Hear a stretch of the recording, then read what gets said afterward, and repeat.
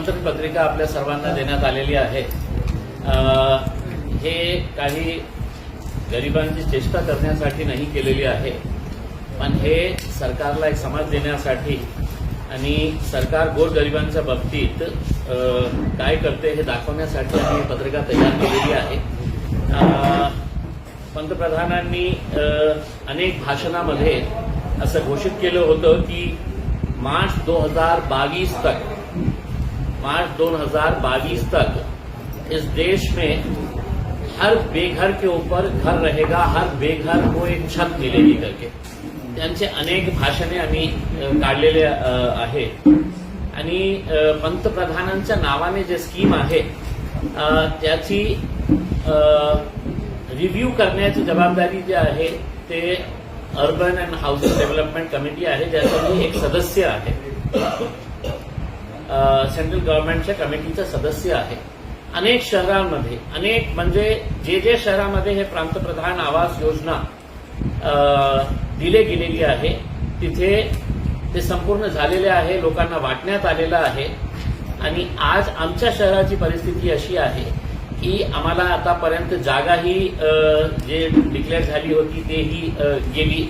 Matter ईडीकडे कशा गेला का गेला आहे ते एक वेगळी गोष्ट आहे, पण एक 50,000 लोक जे एक आतुरतेने वाट पाहत होते की आपल्याला हे घर आपल्याला आता मिळणार आहे पंतप्रधानांच्या नावाने, ते मिळत नाही होता।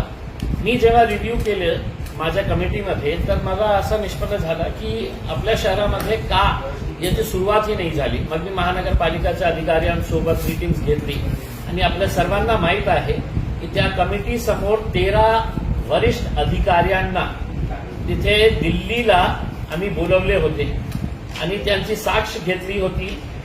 त्या मीटिंगमध्ये आम्ही 13 वरिष्ठ अधिकाऱ्यांना सेक्रेटरी लेव्हलचे ऑफिसर पण मंत्रालयातून आम्ही बोलवले होते आणि त्यावेळी निर्णय घेण्यात आला होतं की आपल्याला हे लवकरात लवकर करायचे आहे।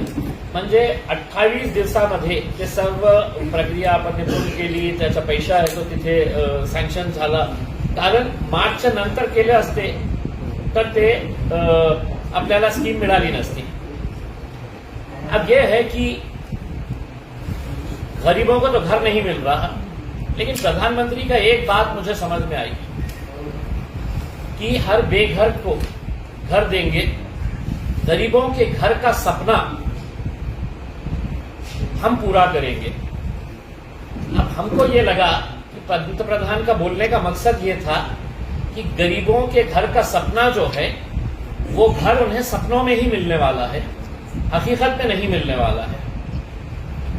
तो वो घर कैसा होगा, तो ये घर ऐसा हो सकता है, ये घर जो बनाए हैं हमने ये ऐसा घर।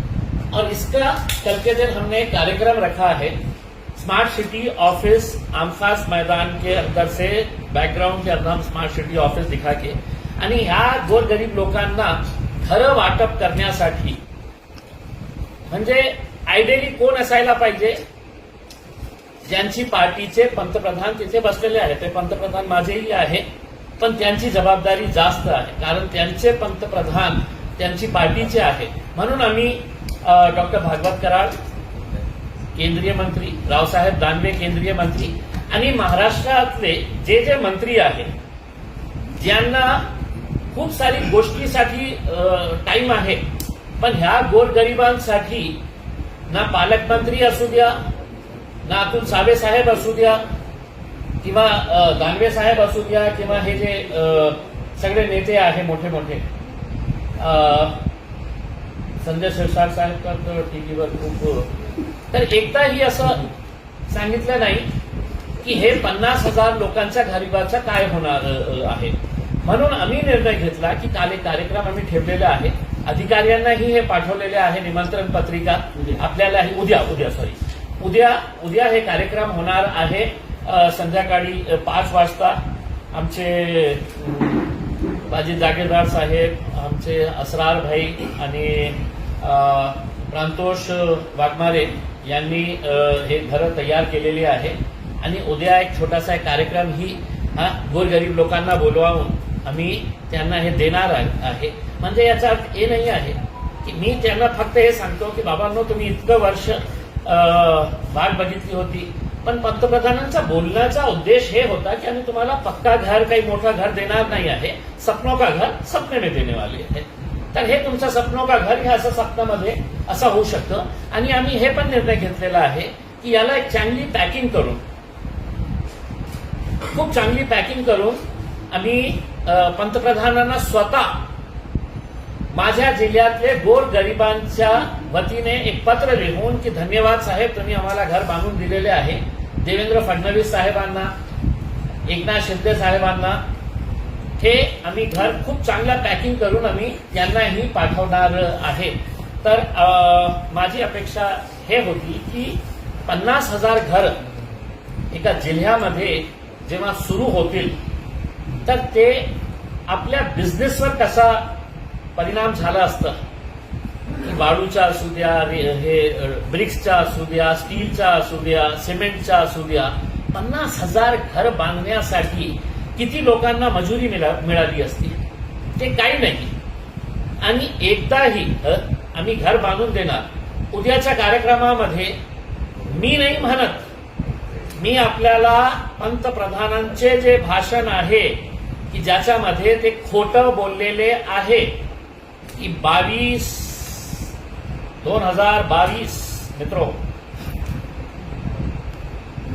31 मार्च 2022 तक हर बेघर को घर देने का फैसला भारतीय जनता पार्टी सरकार ने किया है. मित्रों, ये मैं नहीं बोलता, ये मेरे को याद हो गया, मैं इतनी मरतबा सुना हूं, दोनों ही बोल रहे थे. तो मैं आप सबसे भी अनुरोध करता हूं कि आइए, अगर हम इसके ऊपर अगर प्रेशर नहीं बनाएंगे, गरीब आदमी को क्या लेना देना है मुझे बताइएगा. की एन्फोर्समेंट डायरेक्टरेट की इन्क्वायरी चल रही है, जग मारू द्या, त्यांना काय करायचे आहे, कोणाला फाशीवर लटकायचे आहे, कोणी गोंधळ करतो, कोणी हे सगळं करतो आणि त्याच्यानंतर गोरगरीब लोकांना सफर करावं लागतं. मी आपल्याला स्पष्टपणे सांगतो की लास्ट इयर आहे सरकारचं, 2024 आले आणि हे पैसे आपल्याला खर्च करता आले नाही, हे स्कीम आपण चालू केली नाही तर पुढचे हप्ते आपल्याला मिळणार नाही. मी म्युन्सिपल कमिशनरला, कलेक्टरला सगळ्यांना हे सांगितलं, साहेब 50,000 घरांचा उद्दिष्ट आहे, कमीत कमी एक 5,000 10,000 घरं आपण त्याचं उद्घाटन करू, काम सुरू करू. आणि त्याच्या उद्घाटनासाठी मी म्हटलं होतं की पंतप्रधानांना आपण बोलू, कारण त्यांनाही समजू द्या की त्यांचे जे मंत्री या शहरामध्ये आहे ते फक्त फीत कापण्यासाठी नाही आहे, भाषणं देण्यासाठी नाही आहे.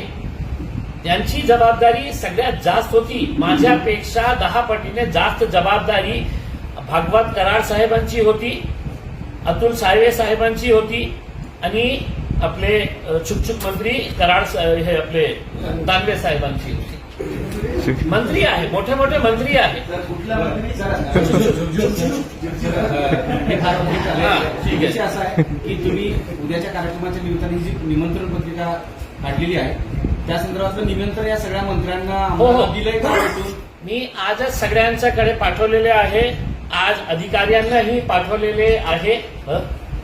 आणि एक जे पत्र आम्ही तयार करणार आहे पंतप्रधानांना सगळ्या गरिबांच्या वतीने की आपने हमको घर दिए है, बहुत बहुत धन्यवाद. चुकलं ना त्याच्यामध्ये, प्रत्येक गोष्टीचं पंतप्रधान उद्घाटन करतो, तुम्ही पंतप्रधानांना बोलवलं ना त्याच्यात. प्रत्येक गोष्टीचं उद्घाटन एकटेच करतात, तुम्ही त्याच्यात बोलवलं नाही. आमची अपेक्षा हे होती की कमीत कमी भूमिपूजन जे आहे हे यांनी केलं. नाही, उद्घाटनासाठी तर आम्ही सांगितलं होतं त्यांना की आपण पंतप्रधानांनाच बोलवू करूया. तर माझी आपल्याला सगळ्यांना विनंती आहे की उद्या 5 वाजता या आणि तुम्ही बघा की कशा प्रकारचा एक छोटा कार्यक्रम आम्ही ठेवलेले आहे. काही काही घरा तो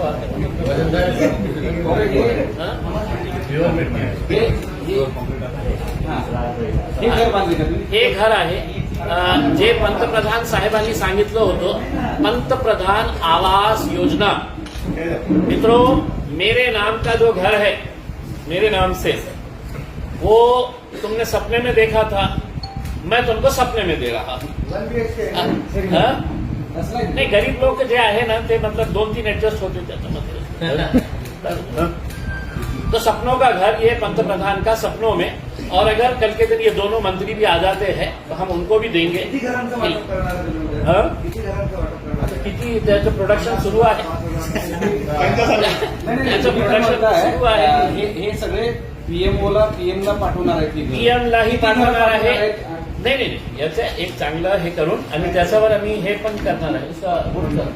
उसके ऊपर एक एक घर के ऊपर नाम भी लिखा रहने वाला है. हा, म्हणजे काही लोकांनी हे समजू नये की हे इम्तियाज जलीलने दिला. मी म्हणणार नाही, हे पंतप्रधानांचं आहे. मी त्याच्यावर लिहिणार आहे पंतप्रधान आवास योजना सौजन्य. तर याच्यावर उद्याही आम्ही जे वाटणार आहे तर हे सगळ्यांवर हे लिहिलेलं असेल. तर मला एक सांगा, हे सगळं चालू आहे, मध्ये प्रक्रिया सुरू होती, बंद झाली, ईडी झाली, ईडी झाली, सगळं झालं. मुळात याच्यात दोषी कोण आहे, जबाबदार कोण आहे यासाठी त्याचं काही तुम्हाला सांगू शकाल? याच्यातला गुन्हेगार कोण आहे, दोषी कोण आहे, असं काही सांगू शकाल? मी चौकशी जेव्हा केली तर त्यांचं असं म्हणणं आहे की याच्यामध्ये काही मनी ट्रायल झालेला नाही आहे की पैसे कोणाला दिलेले आहे. हे त्यांचं म्हणणं हे आहे की एका कम्प्युटरवर बसून 3 टेंडर्स फाईल करण्यात आले होते आणि तिची कंप्लेंट जेव्हा ईडीकडे गेली आणि काय आहे की हे छोटा मोठा प्रोजेक्ट नाही आहे ना, केंद्र सरकारचा पैसा म्हणजे खूप कोट्यवधी रुपयांचा प्रकल्प आहे. 4,000 कोटींचा 4,000 करोड़ रुपए का प्रोजेक्ट है. तो इसमें जिसकी भी गलती हुई होगी, मेरा ये कहना है वो गरीब की क्या गलती है जिसको तुमने इतने साल टंगा के रखे हैं. और किसी न किसी ने तो जवाब देना चाहिए ना की भाई पूरे शहरों के अंदर मी आहे त्या कमिटीवर तेव्हा त्याच्या अलॉटमेंट दिलेले आहे. हैदराबादला, भोपाळला दिलेले आहे, लखनौला दिले आहे. अनेक शहरामध्ये घर वाटून लोक तिथे राहायला गेलेले आहे. आमच्याकडे काय तर जमीन नाही आहे. सर, सध्या महाराष्ट्रामध्ये इससे रिलेटेड पुणे के भी एक बिल्डर का नाम आ रहा है जो हाईकोर्ट गया है. सर जिसका मैं कहीं पर भी ये नहीं, मैं ना बिल्डर को पहचानता हूँ ना बिल्डर से कोई लेना देना है. मैं सरकारी अधिकारी और जो मंत्री जिनके नाम के ऊपर है तो पंतप्रधान ने है तो अपनी पार्टी के नाम से अपने नाम से स्कीम चलाए हुए हैं. अगर तुम वो स्कीम ढंग से नहीं चला रहे हैं, उसका ठट्टा उड़ा रहे हैं तो फिर दूसरे स्कीम का क्या हो रहा होगा करके तो हम मेरी तरह से गिफ्ट जाने सर, हे जर याच्यावरही आता वेगळं जास्त नको. सध्या महाराष्ट्रामध्ये कोल्हापूरच्या, संगमनेरच्या या सगळ्या पार्श्वभूमीवरची स्थिती फक्त आता थेट सरकारवरच म्हणजे सत्ताधाऱ्यांवरच बोट दाखवलं जातंय की यांचं राजकारण काल राऊत म्हणाले की यांचं राजकारण हे खानावर अवलंबून असतं किंवा यांचं राजकारण याच्यावर अवलंबून असतं. आता जे स्थितीवर तुमचं काय म्हणणं, तुमचं काय आहे की याच्यामध्ये पोलिसांचं रोल जे आहे ते खूप संशयास्पद आहे. आम्ही स्वतः आणि हे सांगितलं होतं की हे जे हे घाणेरडे जे भाषण करणारे, हेट स्पीचेस देणारे जे आहे, कोणता चॅनलचं ते काय नाव आहे त्याचं? सुदर्शन. हा, सुदर्शनचं हे जे संपादक आहे त्याच्या बाबतीत सुप्रीम कोर्टाने हेट स्पीचेसचा मुद्दा जेव्हा आला होता तर या सरकारला नपुंसक म्हटलं होतं. इम्पॉर्टंट आहे, तुम्ही काही कारवाई करत नाही. मग पोलिसांवर जेव्हा हे दबाव पडला तर त्यांनी FIR रितसरप्रमाणे रजिस्टर केली. पण अरेस्ट एकही केसमध्ये करण्यात आलेला नाहीये. संगमनेरमध्ये जे झालं ते कशामुळे झालं? तोच घाणेरडा माणूस तिथे आला. ते भाषण संपल्यानंतर पुन्हा लोक रस्त्यावर आले आणि तोडफोड आपला करायला सुरुवात, तो भडकावण्याचं काम करत होता. कोल्हापूरच्या बाबतीत मला हे सांगायचे आहे आता की सरकारने हे स्पष्ट करून द्यावा की कोण कोणाची फोटो आपण आपल्या मोबाईलमध्ये ठेवू शकत नाही. त्यांनी एक लिस्ट तयार करा, जसं आपण संघटनांच्या तयार करतो ना की हे संघटनावर आम्ही बंदी घातलेली आहे, हे संघटनावर बंदी घातलेली आहे. तर अशा या फोटोजवर आपण बंदी घातलेली आहे. कोणाच्याही मोबाईलमध्ये दिसलं की आपण तुम्हाला आत टाकू, कारण हे लोकशाही संपलेली आहे, आमच्या हुकुमशाही सुरू झालेली आहे. दुसरं म्हणजे मी देवेंद्र फडणवीस साहेबांचं एक वक्तव्य एक ऐकलं. माझी हे एक अपेक्षा होती की एक महाराष्ट्राचे गृहमंत्री आहे, पोलीस डिपार्टमेंट त्यांच्या हातात आहे, महाराष्ट्राचे मुख्यमंत्री झालेले आहे आणि ज्या प्रकारे त्यांनी भाषा वापरलेली आहे की औरंगजेब की इतनी सारी औलादे कहाँ पे आ गए, तर मी देवेंद्र फडणवीस साहेबांना हे विचारतो की हे खरी गोष्ट आहे. या महाराष्ट्रामध्ये काही औरंगजेबांची औलाद आली असेल, मग गोडसेचीही खूप औलाद झालेली आहे. त्याच्या बाबतीतही बोला तुम्ही. गोडसेंचीही औलाद या महाराष्ट्रामध्ये, या देशामध्ये आपल्याला दिसायला मिळतं. आम्ही हे लोकांना सांगतो की कोल्हापूर शहर जे आहे त्याला कुणाची वारसा लाभलेला आहे? छत्रपती शाहू महाराज 99% जे लोक जे रस्त्यावर आले होते दगड मारण्यासाठी, तोडफोड करण्यासाठी, त्यांना माहीतच नाही. मी प्रामाणिकपणे सांगतो की छत्रपती शाहू महाराजांचं योगदान काय होतं. आणि त्या कोल्हापूर शहरामध्ये एका मोबाईलवर कोणी काहीतरी टाकतो आणि पूर्ण शहर बंद होतं. म्हणजे माझा मत मी काल मुंबईमध्येही स्पष्टपणे व्यक्त केलेलं आहे, मंत्रालयामध्ये उभे राहून, की इथे जे बसलेले लोक आहे त्यांना माहीत आहे की पुढची सत्ता केंद्राची असू द्या, राज्याची असू द्या, आपण जोपर्यंत जाती धर्माचा तेढ आपण निर्माण करणार नाही, जोपर्यंत आपण या राज्यामध्ये, या देशामध्ये पोलरायझेशन करणार नाही, आपला हाल कर्नाटकासारखंच होणार. मग कुणाच्या फायद्यासाठी हे सगळं आहे? आता देवेंद्र फडणवीस साहेब महाराष्ट्राचे गृहमंत्री असून विरोधी पक्ष बोलता है दंगा हो जाएगा, और वहां पे दंगा हो जाता. बाबा तुम्ही गृहमंत्री आहे, आपल्याकडे एक इंटेलिजन्स डिपार्टमेंट नावाचं एक डिपार्टमेंट असतं. कुठे काय चाललेलं आहे, इतकं सारे लोक जमा होतो आणि आपल्याला काही इंटेलिजन्सचं हे नाही आहे. मग अहमदनगरची पोलीस त्या भामट्याला कशाला परमिशन दिली भाषण देण्यासाठी? तो काय प्रवचन करण्यासाठी आला होता? तो काही धार्मिक मंत्र जपण्यासाठी आला होता का? तो भडकावण्यासाठी आला होता? याच्या बाबतीत तुम्हाला तर लाज वाटायला पाहिजे की सुप्रीम कोर्टाने तुमच्या बाबतीत काय बोललेले आहे. आणि तरी सुद्धा तुम्ही अशा प्रकारचे लोकांना परवानगी देत असेल तर कुठेतरी लोकांमध्ये, सामान्य लोकांमध्ये हे झालेलं आहे की नाही हे सब आपण. आणि मी महाराष्ट्राची जनतेला मी धन्यवाद देतो की आज ते बळी पडत नाही. इतकं होऊन सुद्धा माझ्या शहराचा एक एक्झाम्पल देतो. किराडपुरामध्ये जे झालं, फक्त एका एरियामध्ये अभिमान वाटला, मला चांगलं वाटलं, एका एरिया पुरता मर्यादित राहिला होता. तुम्ही प्रश्नाला प्रतिप्रश्न विचारताय की औरंगजेबाचा आरोपी ठेवायचा नाही, तर कोणाचे पुतळे ठेवायचे वगैरे असं सगळं म्हणताय. पण या सगळ्या गोष्टींचं तुम्ही समर्थन करताय की विरोध करताय? नाही. आणि असंही आहे की त्याला पोलरायझेशनच्या इसके पीछे जे काही कट म्हणतात, आता कट म्हणतात, त्याच्यामध्ये तुमचाही सहभाग आहे का, असा एक प्रश्न उपस्थित होतो. पोलरायझेशनच्या या सगळ्या एकमेकांच्या एकमेकांना आरोप करणं, बोट दाखवणं, यामध्ये तुमचाही सहभाग आहे का, अशी एक शंका निर्माण होते. माझी म्हणजे आमची सगळ्यांची, सर्वसामान्यांची अशी एक शंका म्हणून तुमची उपस्थित होती की म्हटलं, त्यांनी औरंगजेब काढला आणि तुम्ही पुन्हा गोडसे काढला, यामुळे पोलरायझेशनला आणखी जास्त बळ मिळतं का, असा एक प्रश्न उपस्थित. मला एक प्रश्न विचारायचा आहे. या देशामध्ये आपण 75 वर्ष झाले, 75 वर्षामध्ये कधी आपण बघितलं काय की औरंगजेबच्या पोस्टर कुठे होतं, कोणी लावलं होतं औरंगजेबच्या? कोणत्या सभेमध्ये कोणी पोस्टर घेऊन हे तो नाचत होता, फिरत होता? 75 वर्षामध्ये सांगा एकदा तरी कुठे असा FIR रजिस्टर झालेला आहे? 2019 किंवा 2014 पकडा तुम्ही, त्याच्या अगोदर औरंगजेबच्या अशा ग्लोरिफिकेशन कुठे झाला होता? कुठे त्याच्या बाबतीत FIR रजिस्टर झाली होती? हे भारतीय जनता पार्टी सत्तेमध्ये येतं आणि सत्तेमध्ये येऊन अचानक हे पोस्टर्स बाहेर निघतात. आता मी देवेंद्र साहेब तुम्हाला सांगतो की औरंगजेबची जे मजार आहे, जे कब्र आहे, ते प्रोटेक्टेड मॉन्युमेंट आहे. ते कोणी केलं प्रोटेक्ट? तर केंद्र सरकार, archaeology department comes under the prime minister and the home minister of the country. म्हणजे ते प्रोटेक्ट करतं. आणि हे म्हणजे दुसरा एक सांगण्यात आला होता की कोल्हापूरमध्ये टिपू सुलतान, आता टिपूलाही विलेनच्या कॅटेगरीमध्ये आणलेले आहे.